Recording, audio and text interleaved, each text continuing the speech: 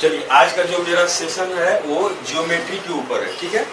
और WBCS या SSC या CHSL रेलवे ये सब में आपको ज्योमेट्री में क्या क्या टॉपिक पढ़ना है उस पर आज हम लोग फोकस करते हैं। तो सबसे पहला चीज आपका हो गया यहाँ पे, अगर हम बात करें पॉइंट,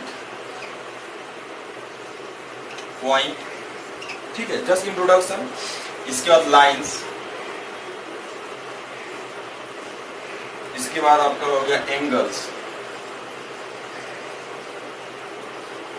इसके बाद हो गया ट्रायंगल्स, ठीक है। अब देखिए ट्रायंगल में हम लोग क्या क्या पढ़ना है। अगर हम ट्रायंगल का बात करें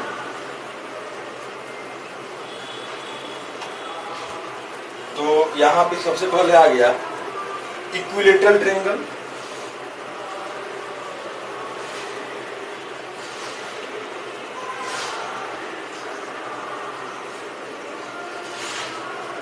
ठीक है। Centre of triangles,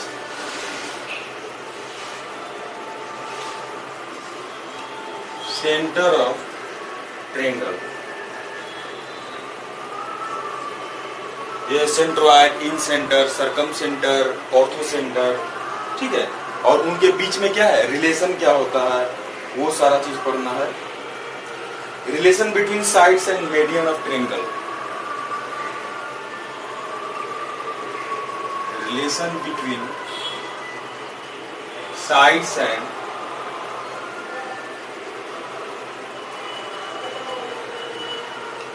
medians of triangle,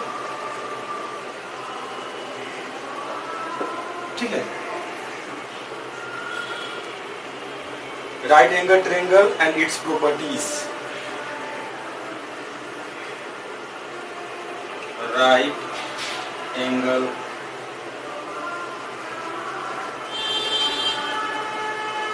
triangle and its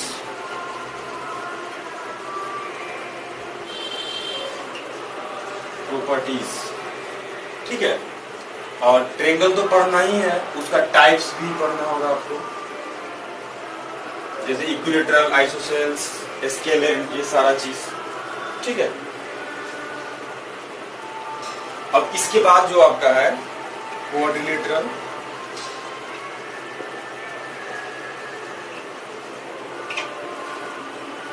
polynomial,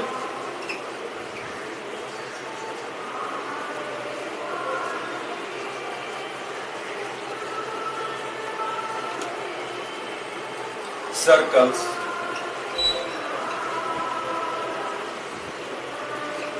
इसके बाद कोऑर्डिनेट ज्योमेट्री,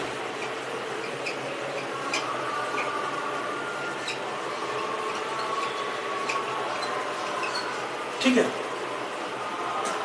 ज्योमेट्री में आप लोगों को क्या क्या पढ़ना है, सबसे पहले पॉइंट हो गया, जस्ट इंट्रोडक्शन उसका। उसके बाद lines, angles and its types, ठीक है, और उसका properties.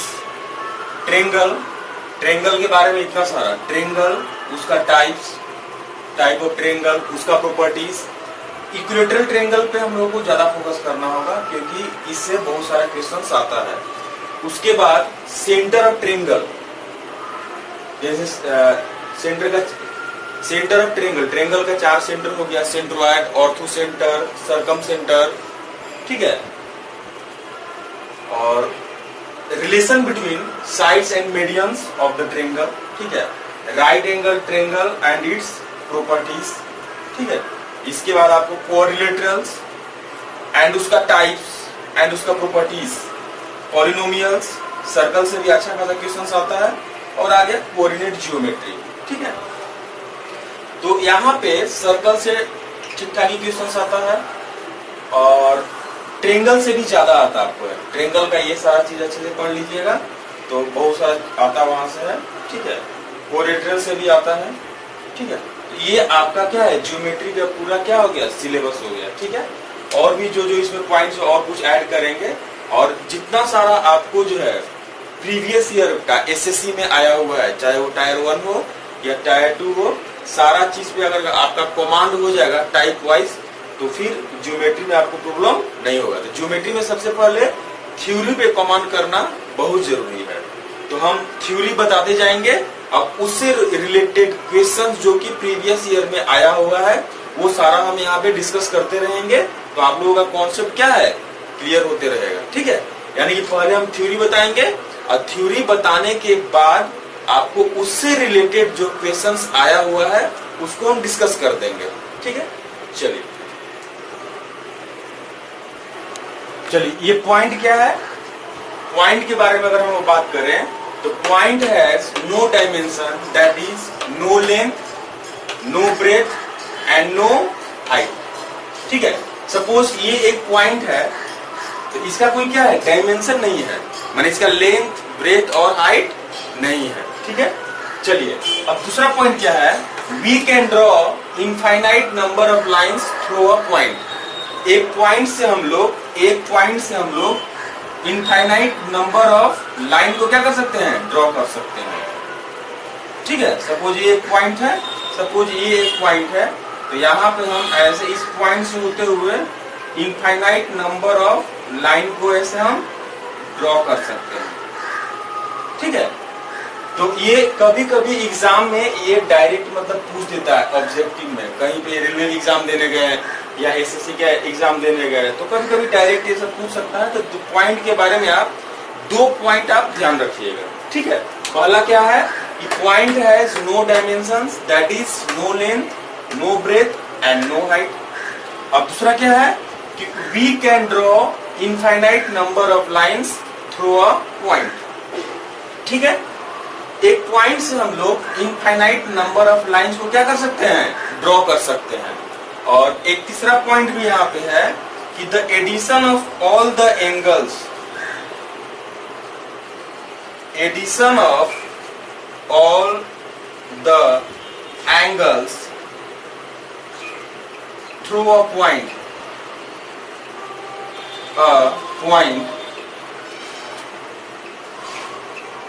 Is 360 degree.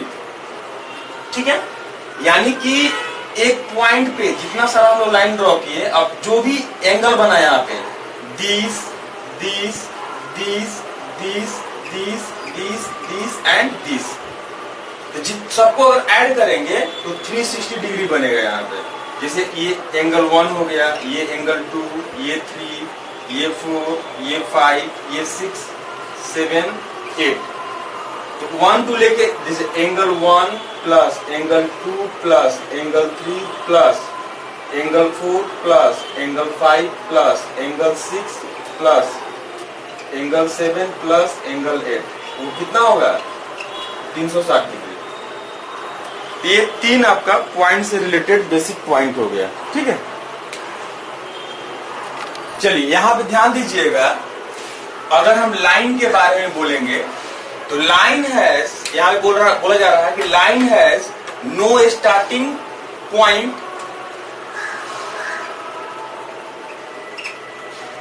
Line has no starting point and no ending point.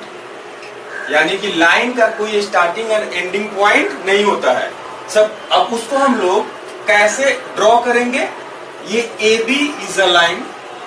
ठीक है, दोनों तरफ से हम एरो से रिप्रेजेंट कर दिए, और यहाँ पे हम चाहे तो बी से हम राइट डायरेक्शन में बहुत सारा इनफाइनाइट तक हम इंक्रीज कर सकते हैं, और ए से हम लेफ्ट डायरेक्शन में इनफाइनाइट तक इंक्रीज कर सकते हैं। इसीलिए लाइन के बारे में बोला जाता है कि line has no starting point as well as no ending point, यानी कि लाइन का कोई स्टार्टिंग और एंडिंग पॉइंट नहीं होता है।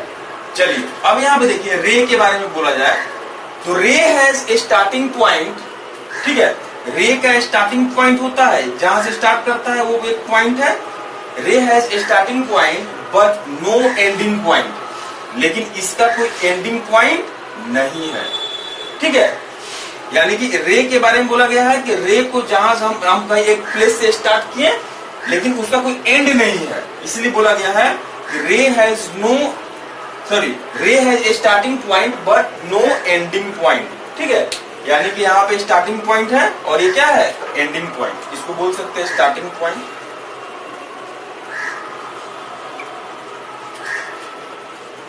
and this is ending point.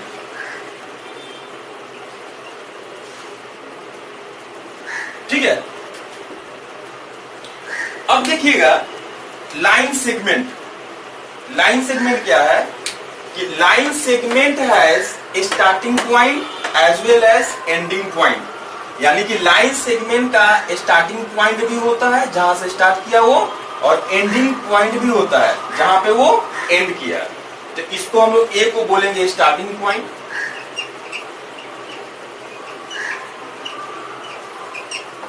And this is ending point.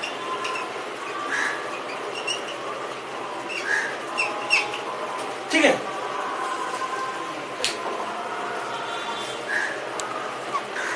अब देखिए अगर हम एंगल का बात करें यहां पे, ठीक है, तो ये एक लाइन है जहां पे एक लाइन को कट करती है, जहां जिस पॉइंट मिलती है वो आपका क्या हो गया, एंगल हो गया ये।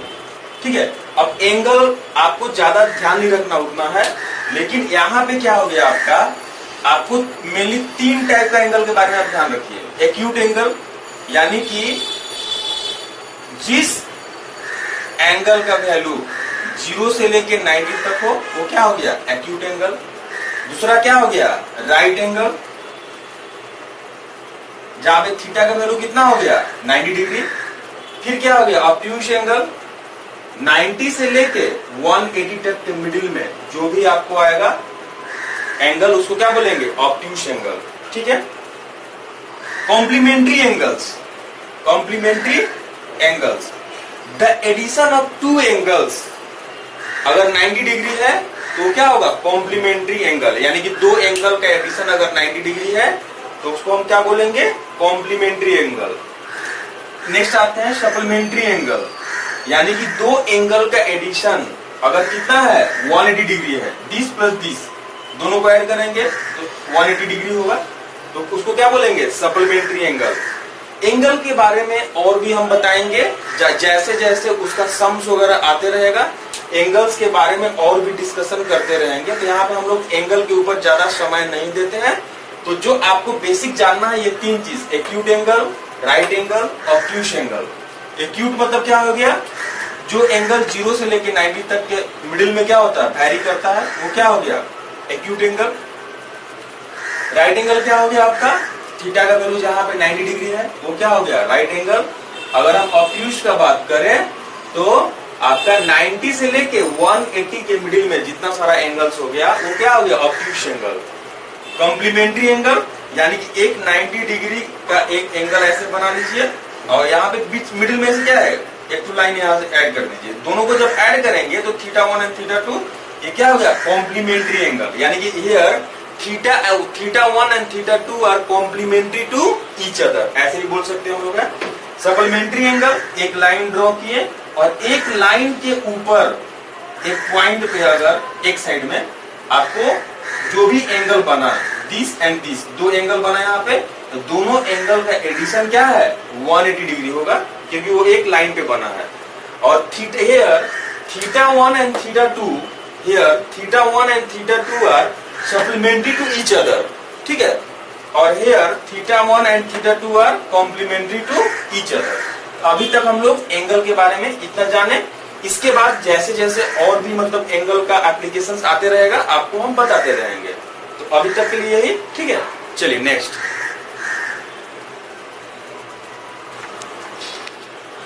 देखिए यहाँ पे क्या है, ट्रेंगल। अगर हम ट्रेंगल के बारे में बात करें तो area surrounded by 3 line segments, 3 line segment, यानी कि 3 लाइन सेगमेंट से जो एरिया सराउंड हुआ उसको हम लोग क्या बोले, ट्रेंगल बोले। जिस तरह से ये 3 लाइन सेगमेंट है, A B B C and C A, ये A and B is a line segment, B C is a line segment and A C, तीनों को इस तरह से area surrounded by 3 line segment is called triangle. ठीक है। अब देखिए ट्रेंगल का कुछ प्रॉपर्टीज होता है, उसको ध्यान दीजिएगा।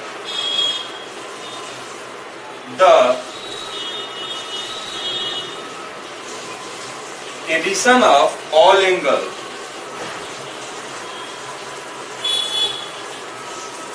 in a triangle is 180 degree. ये सब आप लोग जानते हैं, जस्ट आप लोगों को रिकॉल करा देते हैं। इसीलिए angle A plus angle B plus angle C, ये क्या हो गया 180। Next properties, the addition of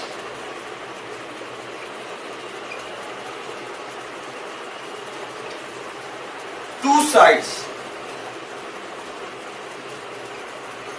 of a triangle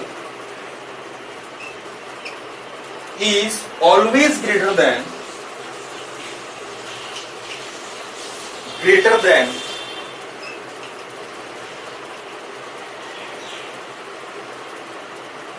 its third side। Second property क्या है कि the addition of two sides of a triangle is always greater than its third side. अब किसी भी दो साइड को ले लेते हैं, मान लेते हैं कि A B plus B C is always greater than A C. Next, B C plus C A is always greater than A B, और AB plus AC is always greater than BC। ठीक है, ये दो properties आपको ध्यान रखना है। First क्या है, the addition of all the angles of a triangle is always 180 degree, इसलिए angle A plus angle B plus angle C कितना हो गया 180। और the addition of two sides of a triangle is always greater than its third side, यानी कि AB plus BC, ये क्या होगा AC से क्या होगा हमेशा ज्यादा होगा, और BC प्लस CA हमेशा AB से क्या होगा ज्यादा होगा, एंड AB प्लस AC, ये AB plus AC is always greater then BC। ठीक है, चलिए ध्यान दीजिएगा, बहुत लोगों को कंफ्यूजन होता है कि मीडियन ऑफ ट्रायंगल क्या है, एल्टीट्यूड ऑफ ट्रायंगल क्या होता है, बाइसेक्टर ऑफ एंगल क्या होता है, and perpendicular bisector of side क्या होता है। ठीक है, अब देखिए ये चारों अगर आप लोगों को क्लियर है तो सेंटर ऑफ ट्रायंगल हम आसानी से उसके बारे में हम समझ रख सकते हैं, और सेंटर ऑफ ट्रायंगल से बहुत तरीके का आपको क्वेश्चंस बनता है। सबसे पहले हम फोकस करते हैं मीडियन ऑफ ट्रायंगल। ठीक है, तो मीडियन ऑफ ट्रायंगल क्या होता है उसको ध्यान दीजिएगा। सपोज ये एक ट्रायंगल है ABC,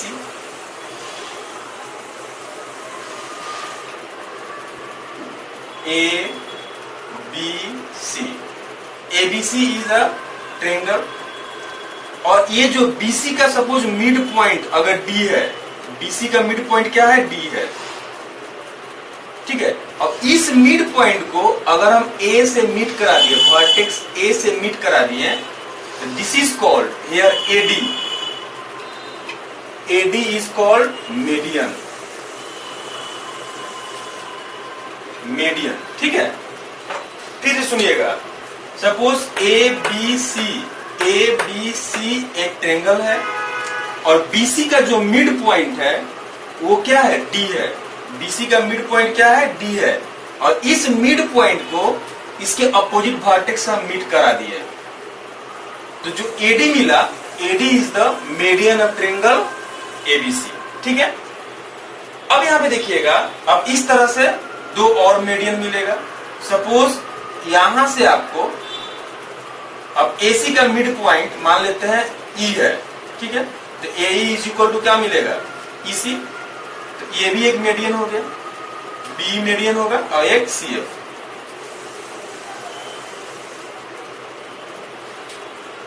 ठीक है, यानी कि मीडियन AD तो है ही, साथ साथ क्या क्या है, यानी कि AD, BE and CF are medians of triangle ABC। ठीक है, तो ये सारा आपको मीडियंस हो गया, ठीक है। अब इसी से जो यहाँ पे पॉइंट मिलता है, जहां पे कट किया, उसको हम लोग बोलते हैं सेंट्रोइड। इसको हम बाद में बताएंगे, जब सेंटर ऑफ ट्रायंगल पढ़ाएंगे तो यहाँ पे हम बताएंगे क्या क्या बनता है। तो पहले नॉर्मल चीज समझ लीजिए कि मीडियन ऑफ ट्रायंगल क्या होता है, ठीक है। तो मीडियन ऑफ ट्रायंगल, आप सपोज ए बी सी एक ट्रायंगल है and D is the mid point of B C. तो इस मिड पॉइंट को और ए से मीट करा दिए तो एडी क्या मिल गया, मीडियन मिल गया। नेक्स्ट हम लोग आते हैं एल्टीट्यूड।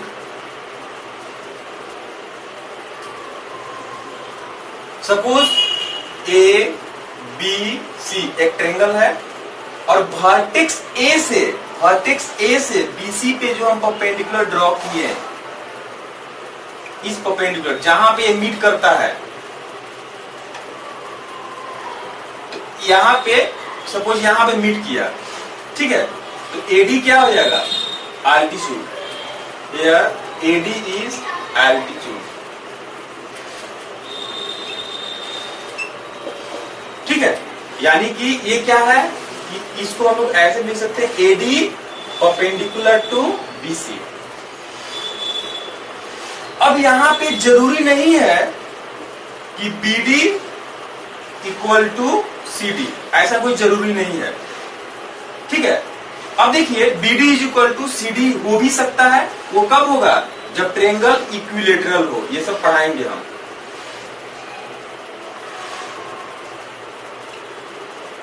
यानी कि BD is equal to CD कब होगा, जब ट्रायंगल क्या होगा, इक्विलेटरल होगा। वो सब हम पढ़ाएंगे।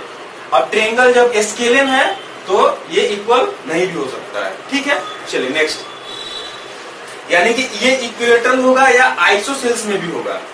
आइसो, ये सब हम आगे बताएंगे। आइसोसेल्स ट्रायंगल में भी अगर ये दोनों आपस में क्या है, इक्वल है, तो भी ये इक्वल हो जाएगा, ठीक है। स्केलन में ये इक्वल नहीं होता है।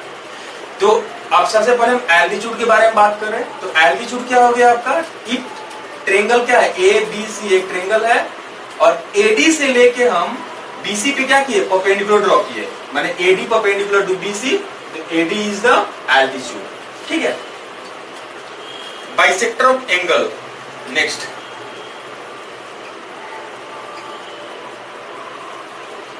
सपोज ये ए है, ये बी है और ये सी है। अब इस एंगल को हम बाइसेक्ट करते हैं। एंगल ए को बाइसेक्ट किया है ऐसे, यानी दो पार्ट में डिवाइड कर दिए ऐसे, यानी कि ये एंगल और ये एंगल आपस में क्या है, इक्वल है। तो here AD is bisector of angle A, ठीक है। यानी कि हम एंगल ए को दो पार्ट में बाइसेक्ट कर दिए और जो बाइसेक्टर जो है वो बीसी को डी पे कट करता है। तो यहाँ पे एडी क्या हो गया, this is angle bisector of A, माने बाइसेक्टर ऑफ एंगल ए या एंगल बाइसेक्टर ऑफ ए, ठीक है। अब हम लोग आते हैं perpendicular bisector of side. Suppose ये एक ट्रायंगल ऐसे है, ए बी सी, ये हो गया ए, ये बी सी, ठीक है। और बीसी का जो मिड पॉइंट है ये डी है, मान लेते हैं ये डी है, और यहां से डी से जो हम एक परपेंडिकुलर ऐसे ड्रॉ किए, मतलब 90 डिग्री का, इस लाइन को हम लोग बोलते हैं, this line is called perpendicular bisector.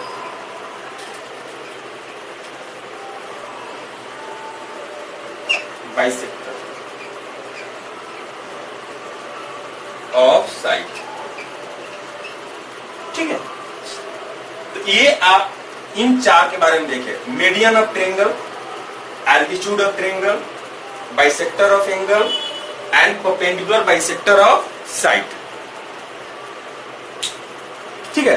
तो इन चार का एप्लीकेशन करके हम लोग क्या करेंगे, सेंटर ऑफ ट्रायंगल के बारे में जानेंगे, ठीक है।